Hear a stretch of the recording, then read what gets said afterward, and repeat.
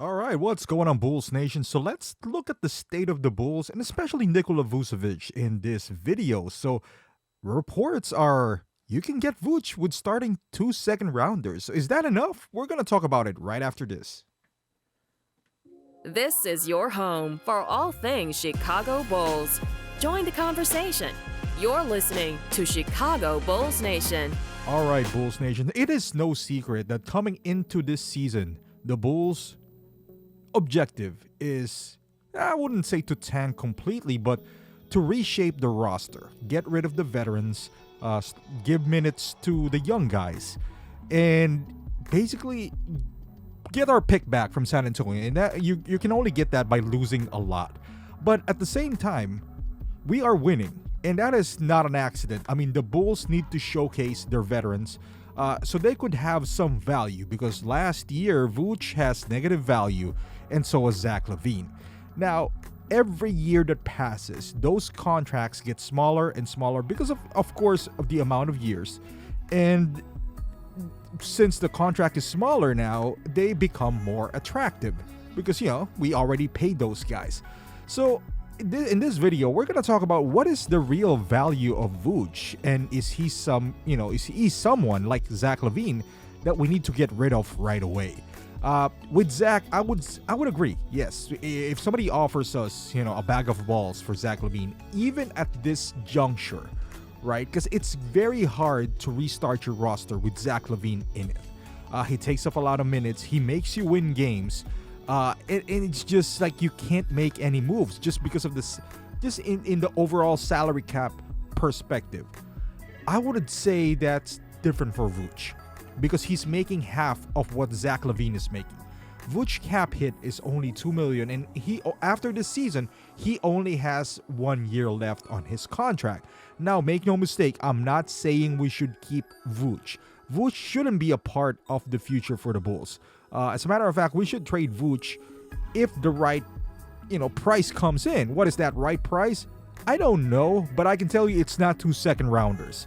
Vooch is playing at an all-star level right now. He's shooting 47% from the three. He might be an all-star this year. The Bulls always get the short end when it comes to trades. Orlando bamboozled us with a trade.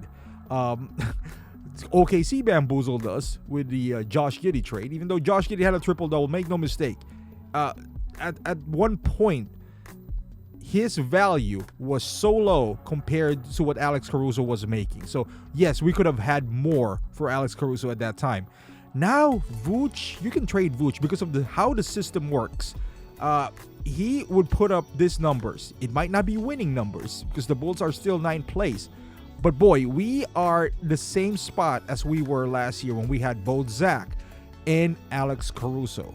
So that just shows you that they have stepped up. Now, again, they're not part of the future, but we are not, or should I say, we should not just settle for 2 second rounders.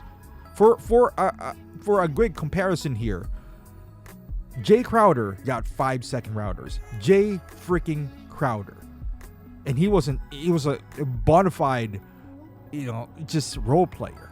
He wasn't even a good role player at that time. He got 5 second rounders. You can't start off with 2 second rounders for Vooch. You got to start off the conversation. That should be the last thing that you're going to get. Of course, salary filler. I'm not saying that somebody's going to offer multiple first rounders for Vooch, but at least get a first.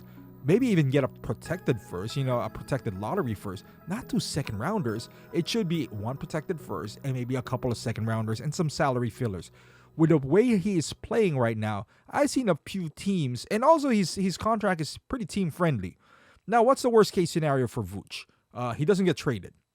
That's okay. As long as you can trade Zach, you can, and then you're gonna have Lonzo off the books. That is the worst case scenario for the Bulls, right? Let's say you only traded Zach for a bunch of balls, and then you retain Lonzo, which I don't mind, like I said, because he's an expiring contract. You could resign him for a lower salary, or you can just let him walk away. That's also fine.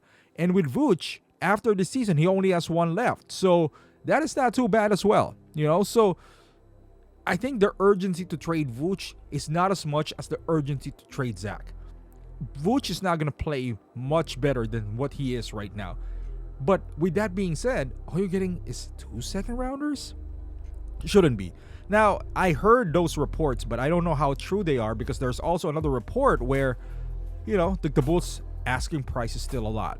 Now, for our larger trade, because if we're just talking about a first rounder, let's say a protected first in 2 seconds, you might just get I don't know, salary fillers for Vooch, and that's fine. I'm totally okay with that as well. But for a larger trade, maybe for somebody who's maybe younger, who has upside, or maybe an unprotected first, you might have to throw in maybe a Patrick Williams or Kobe White, for a larger trade, because Vooch's salary is pretty controllable, that if you combine it with somebody like Kobe, it's still pretty manageable, that you could get somebody with a higher ceiling perhaps. I don't know if that would net you like a Jonathan Kuminga. I don't know if I'm willing to do that, because Kuminga is a free agent next year. So we'll see. We'll see what happens with the Bulls, but I hope the Bulls doesn't get bamboozled with Vooch. If last year our most valuable asset was Alex Caruso, this year, because of the amount of the contract, it might be Kobe White if we're really in the market of trading Kobe White. But let's pretend that Kobe White is not on the market. It would be Vooch. Between Vooch, Zach, and Lonzo Ball, Vooch is your best trade asset. Please do not screw this up. Don't trade him for the sake of trading him, but at least get something in return. But thank you for watching. Hopefully you like this channel. Give it a subscribe, and I'll see you in the next video.